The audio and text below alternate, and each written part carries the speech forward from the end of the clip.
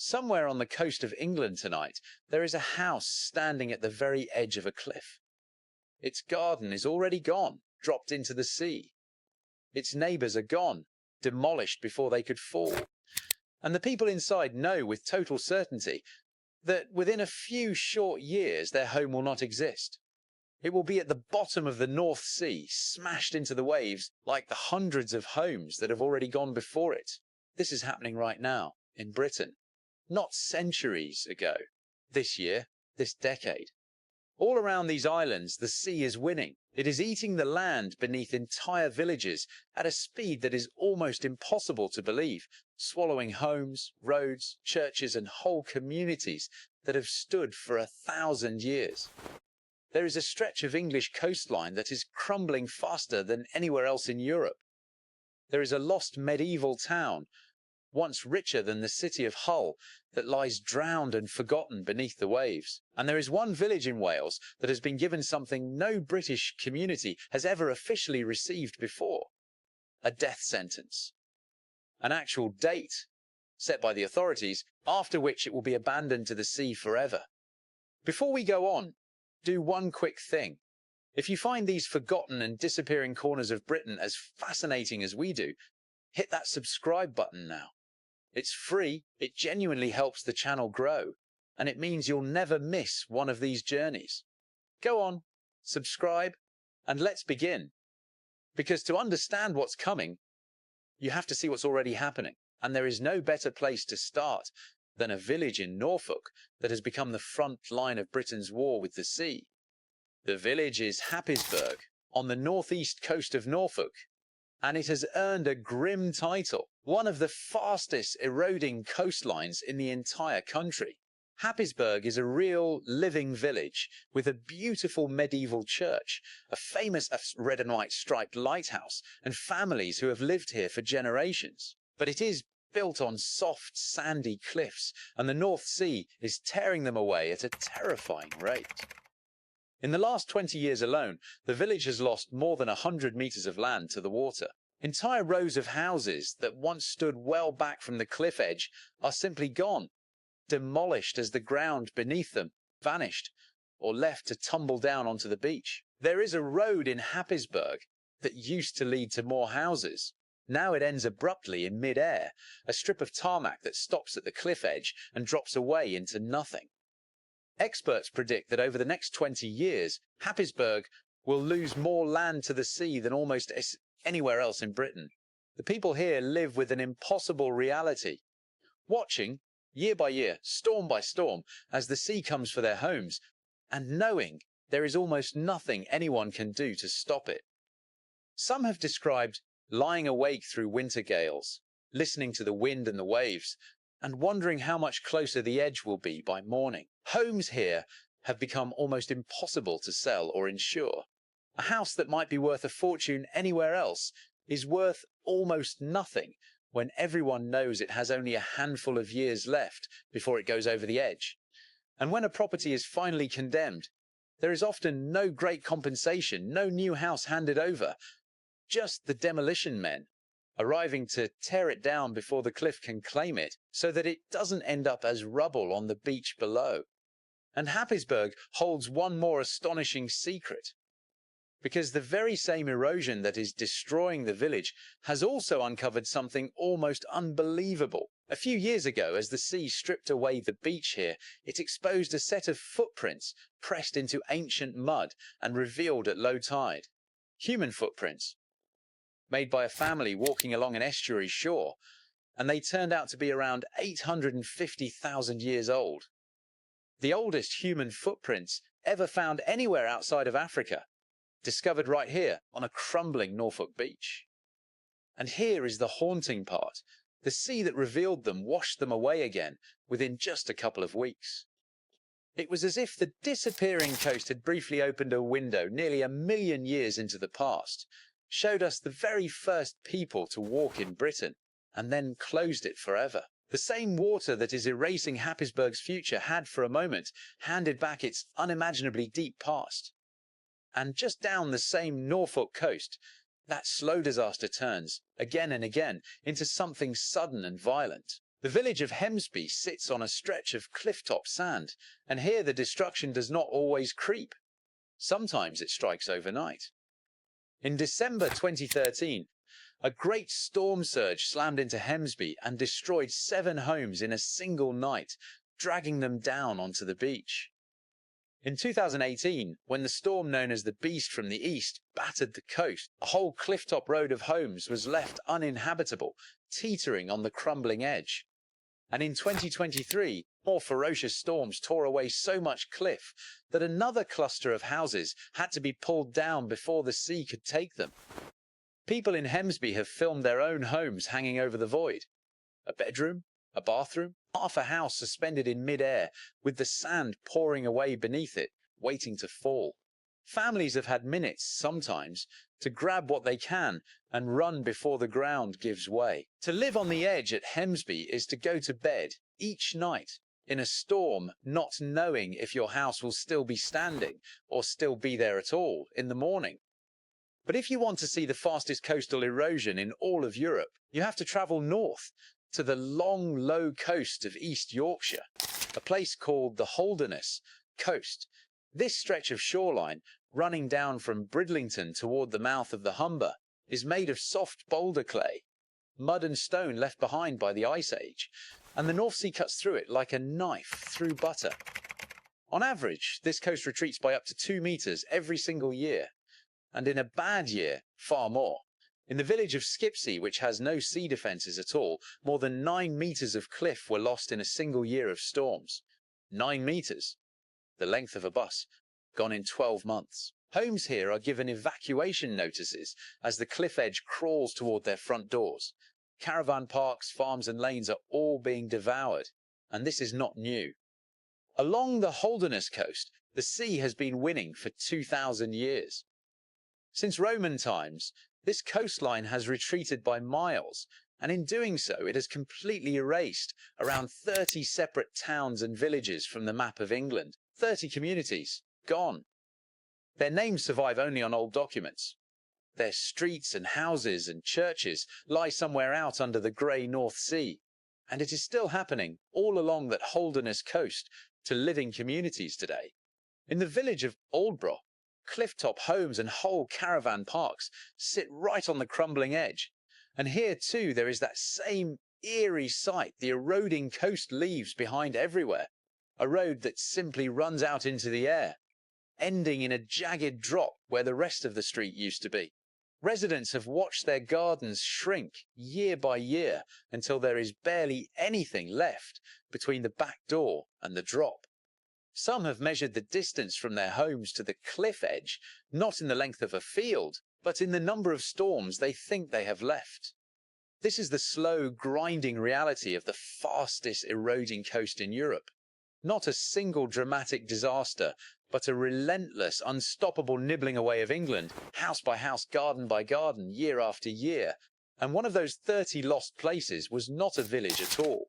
It was a great and wealthy town, and its story is the most haunting of them all. Its name was Ravensor-Odd. In the 13th century, on a spit of land near the mouth of the Humber, this was a thriving, booming port town.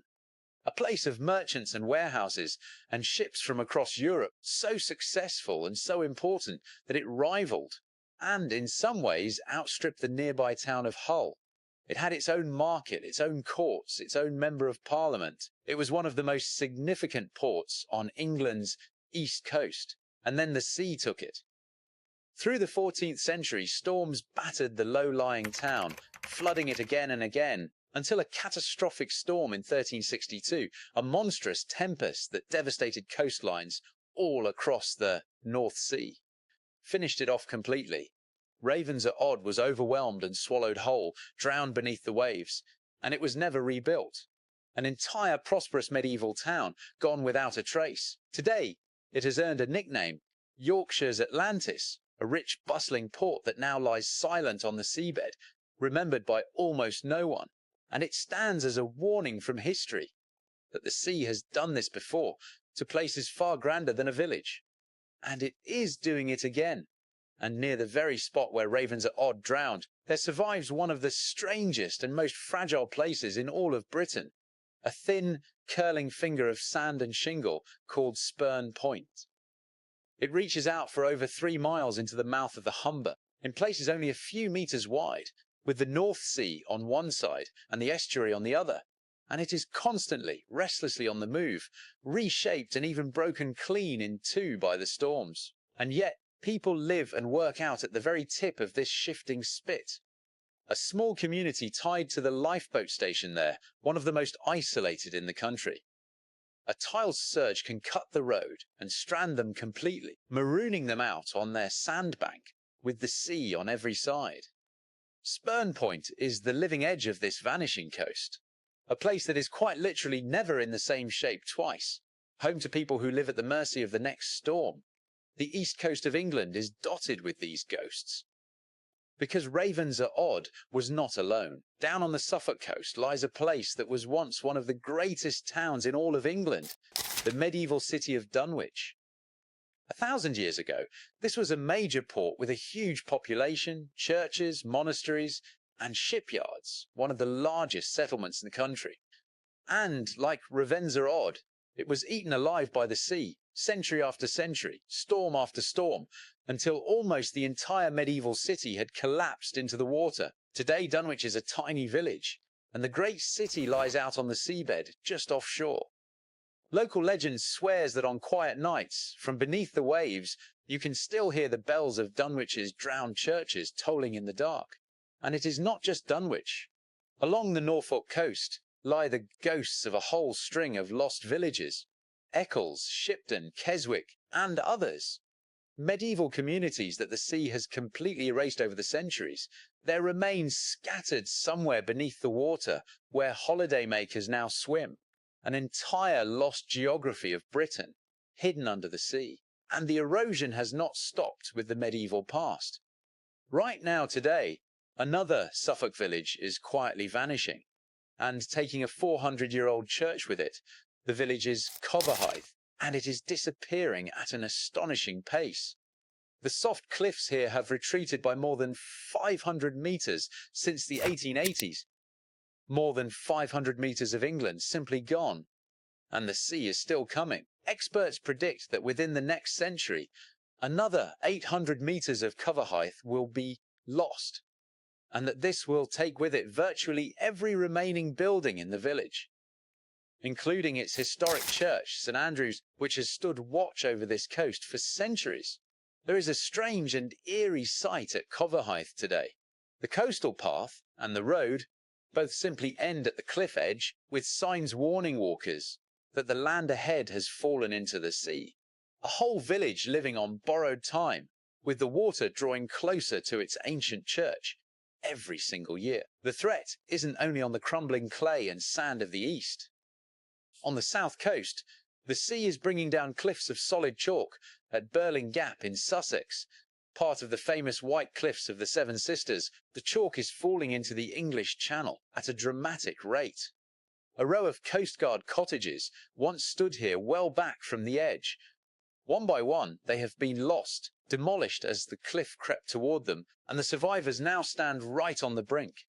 Nearby, the historic Belltout Lighthouse came so close to toppling off the eroding cliff that, in an extraordinary feat of engineering in 1999, the entire lighthouse, thousands of tons of stone, was physically lifted and moved 17 meters back from the edge to save it.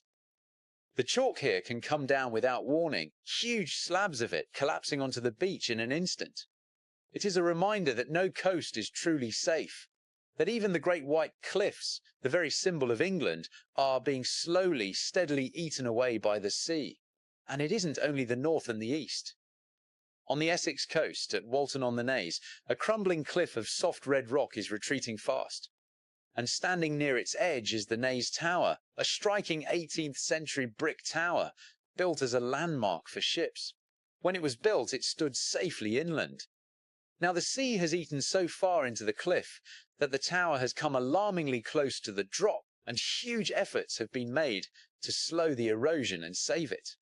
The Naze is famous with fossil hunters, precisely because the cliff crumbles so readily, spilling ancient sharks' teeth and shells onto the beach below.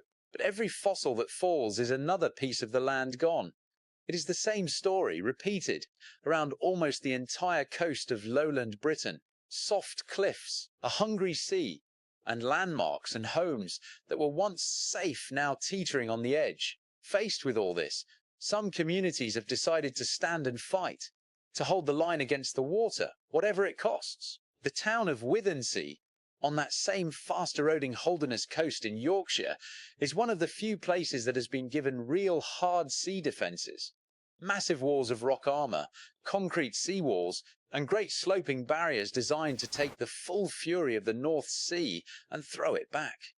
For now, they are holding. Withensea survives behind its wall of stone and concrete, while the undefended coast on either side of it continues to crumble away.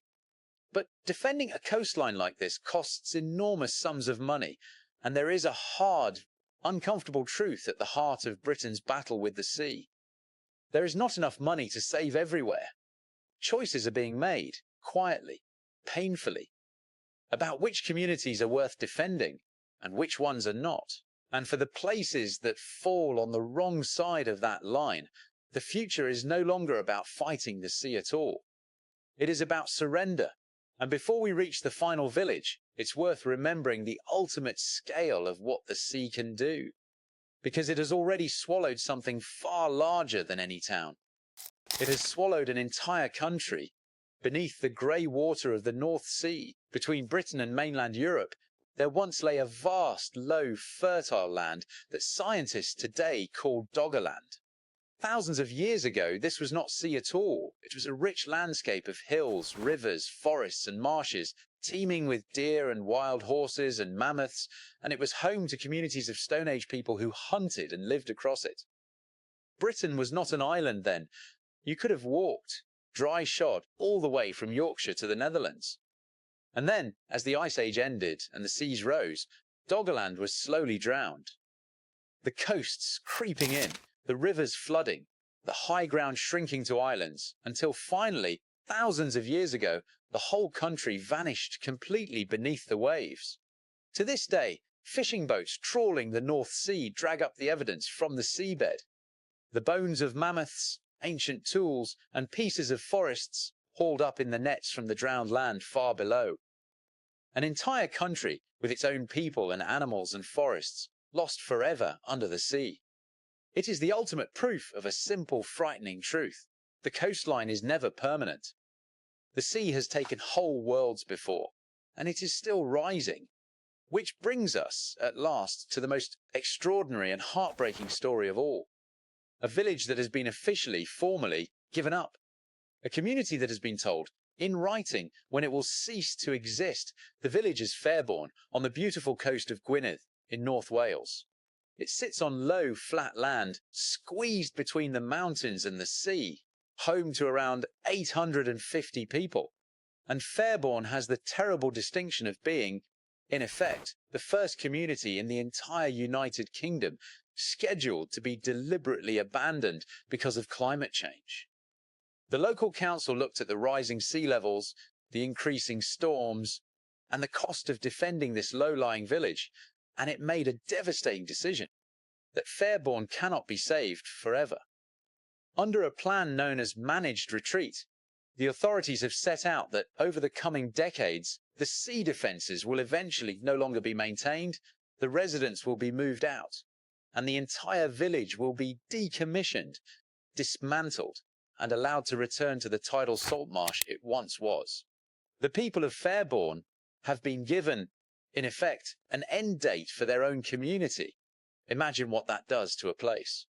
The moment the announcement was made, the value of people's homes collapsed by as much as 40%, almost overnight. Families found that the houses they had saved their whole lives for were suddenly worth a fraction of what they'd paid, and in some cases almost impossible to sell at all. Who buys a house in a village with a death sentence? People spoke of feeling trapped, betrayed, forgotten, of being labelled, in the media, as Britain's first climate refugees. While they were still living in their homes, cooking their dinners, walking their dogs along a seafront that the government had already decided to give back to the water And yet the community has not simply crumbled. The people of Fairbourne have fought for their dignity, insisted on their right to a future, and refused to let their village be spoken of as if it were already dead. But the plan stands. The clock is ticking. And unless something changes, Fairbourne, a living, breathing village of hundreds of families, will one day be erased from the map of Wales on purpose and handed back to the sea. And here is the part that should give everyone pause. Fairbourne is not a freak, a one-off, an unlucky exception. It is a warning of what is coming for a great many more places. Right around the coast of Britain, the authorities have quietly divided the shoreline into zones. The stretches they will defend at all costs, the stretches where they will only manage a slow retreat, and the stretches where the official policy is, in plain terms, to do nothing at all and let nature take its course. Tens of thousands of homes across the country sit in areas expected to be lost or seriously threatened by erosion and rising seas in the coming decades. Most of the people living in them have no idea which zone their house falls into, until the day a letter arrives or a survey is published and they discover that their community is on the wrong side of the line. There is simply not enough money to build a wall around all of Britain. And so, village by village, a painful national reckoning is beginning. Quiet decisions about which pieces of this country we will fight for and which we will surrender. Fairbourne is only the first to be told out loud, and that is the truth that connects all of these places. Happisburgh and Hemsby, the drowned town of Ravensor-Odd, the vanishing church of Coverhythe, and the doomed village of Fairbourne. The sea has always taken pieces of Britain, but now it is taking them faster, and the water is rising, and for the first time we are having to make an unbearable choice: what we try to save and what we let go. All around these islands, the coastline is on the move, and the map of Britain that we think of as fixed and permanent is quietly being redrawn by the waves. Somewhere tonight, that house is still standing at the edge of the cliff, but not for much longer. And it will not be the last. If you found this journey along Britain's disappearing coast as gripping as we did, please subscribe. It truly helps us keep making these. And we'll see you on the next one, because the sea is patient. And one day, the places we swore would always be here will be nothing but names on an old map and bells ringing somewhere under the water.